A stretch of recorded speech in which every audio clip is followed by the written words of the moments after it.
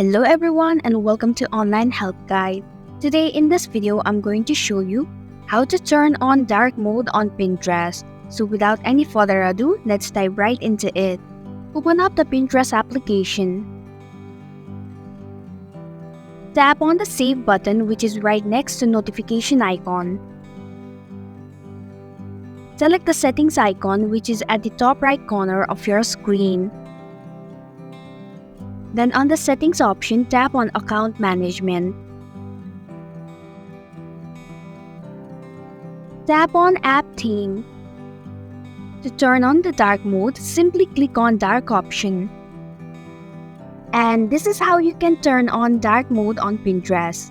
Thank you for watching the Online Help Guide. I hope this video was helpful. If it was, please hit the like button and comment if you have any questions or feedback. Also, if you are new to our channel, please subscribe and hit the bell icon so that you don't miss our upcoming videos.